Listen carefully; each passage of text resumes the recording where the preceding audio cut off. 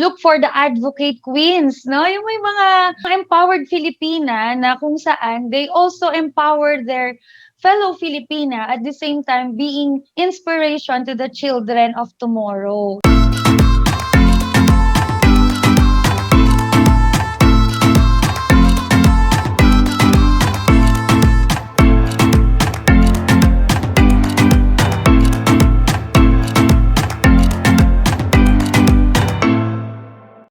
Positive Day Givers, this is Dr. Gigi Sunga from I Can Change Project. Magandang hapon sa lahat ng mga Givers natin. And sa first time po tayo panood sa YouTube channel, thank you very much. Please subscribe, click mo na po yan, Doc Gigi Sunga. And sa lahat ng mga gusto magpa-coach kay Doc, or if you want to start, advertise, or improve your business, or you want to join my two teams, IMG Rockstar Team and SMDC Rockstar Team for your additional source of income, just PM me sa aking personal FB, nandiyan lang po sa paligid, okay? Alright, so mga Givers ngayon, I'm excited at medyo kakaiba ang ating topic ngayon. Ibang i-discuss natin. Mag-iba muna tayo ng area, alright? So from business, from investment, and other things about money. Magpunta muna tayo sa mundo ng kagandahan. So this afternoon, I have a special guest, the official candidate of Mrs. Universe Philippines 2021 of Tarlac Province. Yan. Ma'am Odessa Ramos Narag. Yan. Hello, Ma'am Des. Hi Hello po. Hi. Hi, everyone. Ganda ni Ma'am. From Mrs. Universe candidate. Thank you po. Thank you, Ma'am, for this pagpapaunlak mo that you'll be interviewed sa ating channel. So, Ma'am Des, first time ko kasing mag-guest ng Beauty Queen. Maraming magagandang nag-guest dito, pero they are not candidate. Okay? So, Ma'am, kumusta po ba ang ating journey? Or bago yon, ang ating pageant po is this, September? Yes, Doc. Yeah, September. Ma'am, pwede ba kayo makahingi ng brief introduction of yourself po? Ayan, hello po. Hello everyone. My name is Odessa Ramos Narag, the Mrs. Universe representative of Tarlac. And yun po, I'm 26 years old and I have 2 kids already, married for 6 years. Nice to meet you all. Thank you. Bang Miss Universe talaga, mga introduction. Thank you, Ma'am Des. Ma'am Des, yung may mga nagtatanong din kasi sa atin, kasi medyo naririnig-rinig na natin, Mrs. Universe, nakikita ko rin sa FB, may mga nakikita ko mga candidates na natin. So, may mga basic criteria po tayo, no? So, sa pagsali sa Mrs. Universe, pwede ba nating ma-discuss? Briefly lang, so paano ba ma-qualify as one of the candidates po? Yan. Actually, ibang-iba po no ang Mrs. Universe Philippines from dun sa mga nakasanayan natin Miss pageants, no? Kasi pag sinabi nating Miss, more of beauty and charm talaga tayo, no? And sa Mrs. naman po, hindi masyadong tinitingnan yung physical appearance natin. Though it's part of it, no? Na kasi ang goal natin, even we're mothers already, hindi natin pababayaan ang ating beauty, di ba? Still dapat maayos tayo, beautiful tayo. At ang pinaka-importante is yung meron kang advocacy. Ang goal is, ang gusto ng organization is to look for the advocate queens, no? Yung may mga empowered Filipina na kung saan they also empower their fellow Filipina at the same time being inspiration to the children of tomorrow. Ayan. Yung tinatawag nating advocacy, ito yung natin, no? Isang parang you are standing for it at pinaipaglaban mo at yun ang ginagawa natin. So as the candidate of Mrs. of Tarlac, ma'am. So ano po ba yung at present ang ating advocacy po na ginagawa sa ating province? Ayun po. Actually, ako po ay isang certified financial planner ng Registered Financial Planners of the Philippines. So, being a certified financial planner, I'm a financial educator. And since I'm a financial educator, my great advocacy is to help fight against po sa poverty na kung saan even me myself, talagang nagsuffer kami ng family namin dyan, no?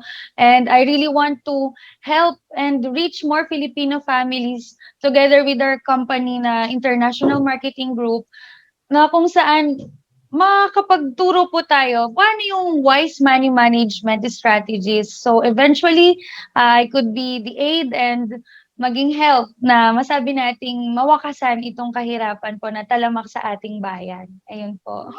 Okay, so as financial educator, so pareho tayo ni ma'am, no? Pareho tayo ng advocacy. Kaya before, parang para sa mga kaalaman ng lahat, na follower din natin si ma'am, napapanood mo rin ako before, ma'am. Yes.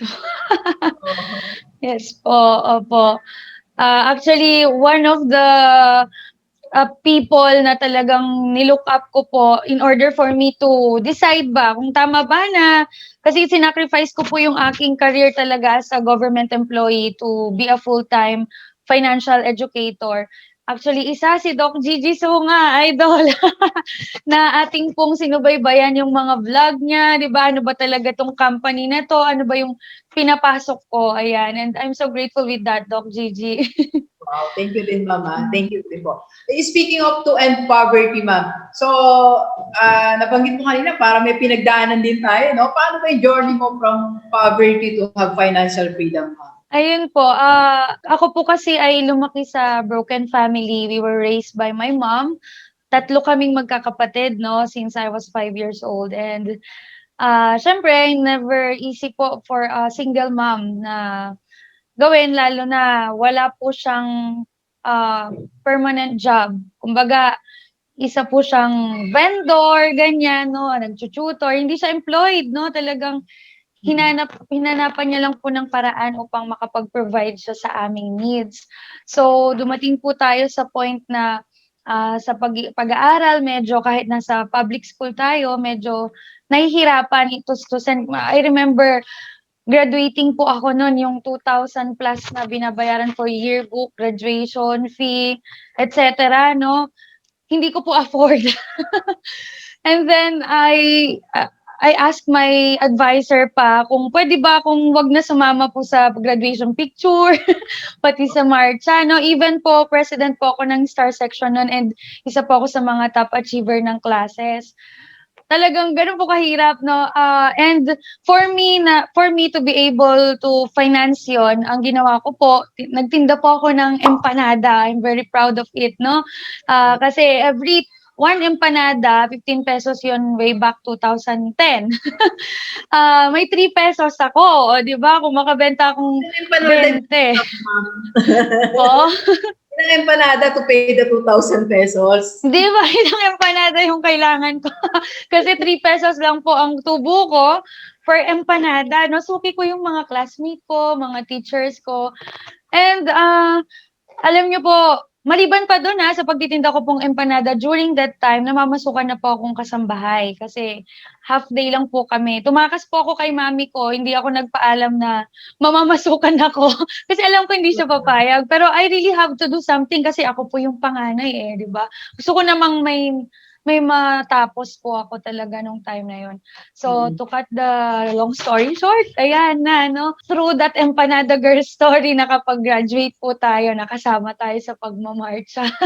So yun, mga delivers ganito So si ma'am, she's married and working as government employee before. So ngayon pinili niya maging financial advisor, financial educator, and at the same time, na-qualify pa siya para maging candidate. So sa ating lahat, this is an inspiration. So pwede ba tayo magbigay ng konti lang na inspiration sa lahat ng mga mami dyan na we can still do something. Alam mo yun, pero there's more. There's more in life that you can do. Yes, tama po kayo dyan, Doc Gigi. Talagang, nung una kasi parang I thought, maaga po kasi ako nagka-family, no? I was 20 years old and I thought makakat na din yung mga pangarap ko sa buhay kasi ako'y natural na ambisyosa. Pero, doon ko napatunayan na mas magiging motivated ka pala to fight for your dreams kasi meron ka ng family. And doon ko napatunayan na very blessed tayo dun sa bawat araw na binibigay sa atin. Madami tayong magagawa, madami tayong pwedeng gawin. You just have to believe in yourself, trust God on His timing, and talagang kailangan mag-effort ka din, and time will come pag oras na ng blessings na para sa'yo, darating po siya. Yeah. Kasi si Lord may time frame para sa atin eh. Yes po, 'di ba? Parang hindi ko po din naintindihan noon eh, bakit naranasan lahat ng paghihirap, no? Pero ngayon, crystal clear. Very grateful po ako dahil lahat ng trials and triumph na yon, yun po yung bumuo sa pagkatao natin. Wow, ganda nun ah. The trials and the triumph. Ayan ang bumuo kay Ma'am Bes. Yan, para maging ng official representative ng Tarlac, Mrs. Universe Philippines 2021. Ma'am, ganyan naman. So, baka may maitulong yung ating mga followers para naman masuportahan. Not only you, but also the entire pageant, no? So, paano ba kami makakatulong? Kasi marami naman tayo dito mga followers din. They are willing to help. May mga companies tayo. Wow. May willing to help. Paano ba nila masupport ang ating pageant, Mrs. Universe Philippines 2021, and particularly tayo po as representative ng Tarlac? Okay, thank you, Doc Gigi. Talagang susulitin ko ang binigay niyong chance. Ang aming grand finals po ay gaganapin sa September 4, 2021 sa Okada, Manila. So, yung mga gusto pong manood, no, open na po ang ticket reservation. I-message nyo lang po kami for details para sa reservation ninyo. And at the same time, number one na support na hihingin natin, yung pong ating mga keyboard warriors dyan, no? Pa-like and share po ng ating official photos, ng bawat photos for our journey sa aming page, Mrs. Universe Philippines. Yun po yung page natin, official page. And hanapin nyo lang po doon, Mrs. Tarlac, Universe Philippines. And another thing, open po ang aming foundation, ang Mrs. Universe Philippines Foundation for sponsorship. And maliban po sa makakatulong kayo sa mga charity and at the same time sa mga ina-assist po naming mga quarantine facilities,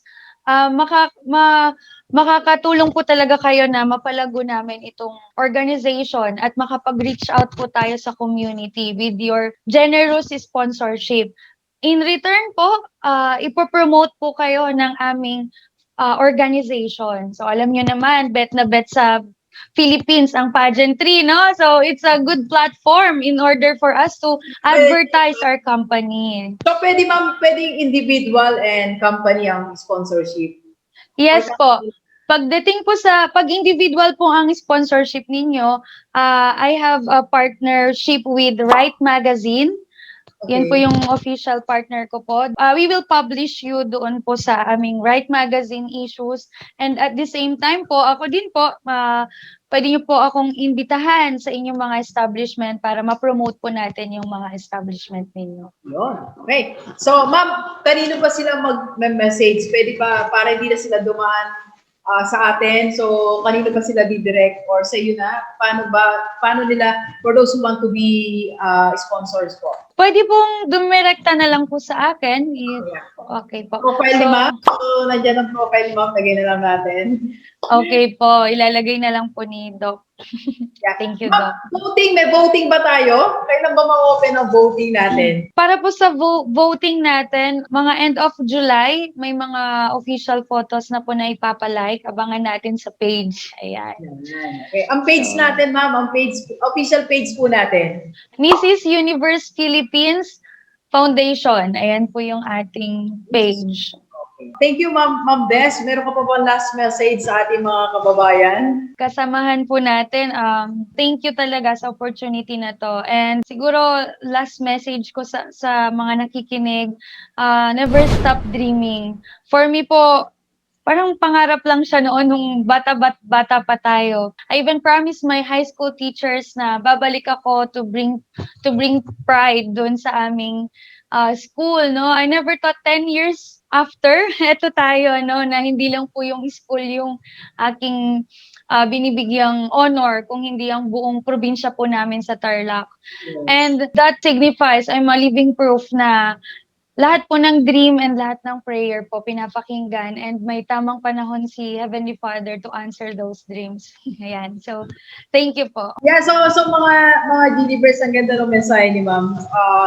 Pero dun sa yung last part niya, sabi niya, dapat may effort din tayo. No, ma'am? So, mahalaga, may effort tayo. Yes po. Hindi lang si Lord ang magbibigay sa atin. Of course, si Lord talaga nandiyan na yan. Nakaplan na nga kay Lord yan eh. You have to show up, di ba? So, Yes. you have to do. Kailangan maging kailangan maging deserving din tayo dun sa blessing na yon. No, that's nice. So, narinig nyo ha? Maging deserving tayo sa blessing ni Lord. Ipakita mo naman na you deserve yung blessing ni Lord. Diba? Yes. So, maraming salamat, Ma'am Des. So, it's an honor na nag-guest kita sa ating YouTube. So, isang follower natin. Silent follower pala natin si Ma'am. Yeah. So actually, nakikita lang kami sa webinars. Nakikita ko siya. Naging idol ko na rin siya. So, puro 2 or 3 times ko siya nakikita sa webinar.